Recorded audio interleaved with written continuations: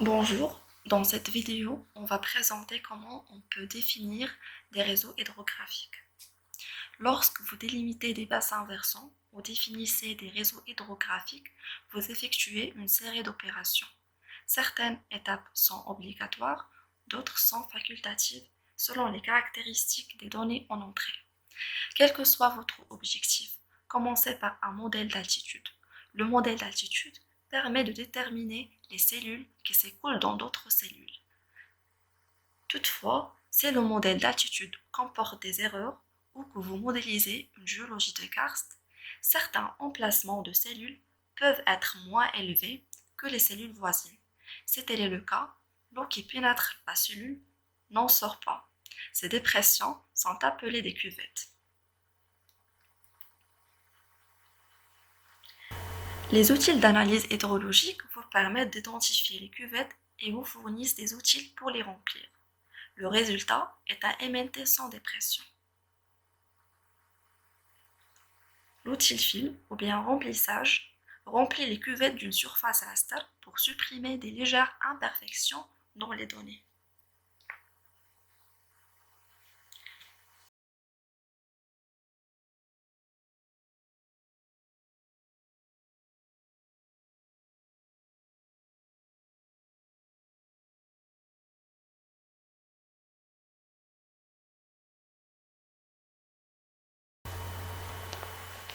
Vous pouvez ensuite déterminer la direction de flux de ce MNT sans dépression. La sortie de l'outil direction de flux est un raster d'entier. Sont les suivants. Par exemple, si la direction de la chute la plus escarpée est à gauche de la cellule de traitement sélectionnée, la direction de flux a la valeur 16.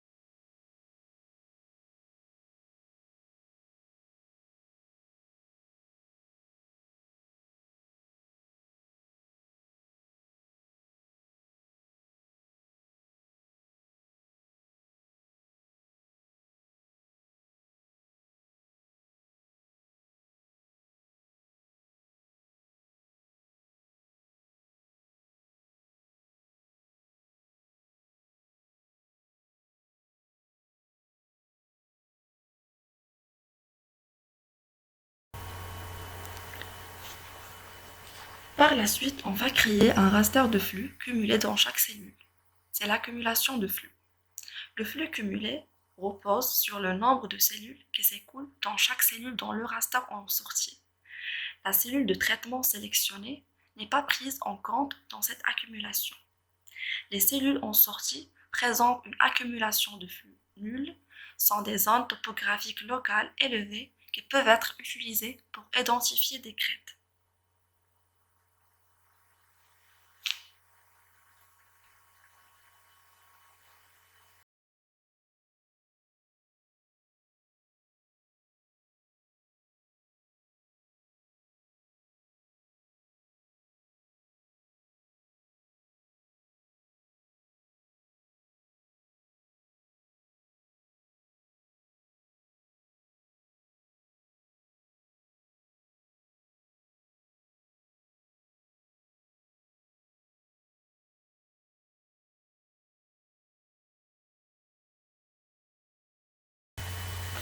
L'étape suivante est l'identification des réseaux hydrographiques. Les réseaux hydrographiques peuvent être délimités à partir d'un modèle numérique de terrain à l'aide de la sortie générée par l'outil accumulation de flux. En appliquant une valeur de seuil au résultat de l'outil accumulation de flux à l'aide des outils comme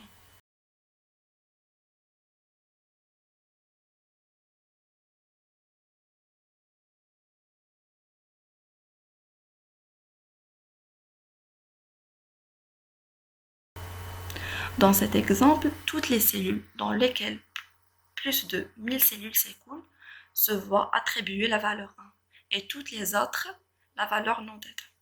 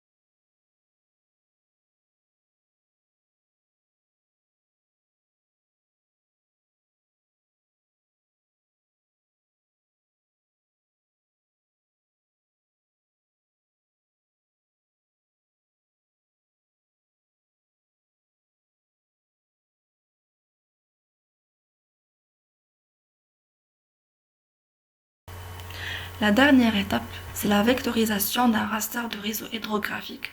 Un réseau linéaire, en raster, peut être converti avec précision en données d'entité à l'aide de l'outil écoulement vers entité.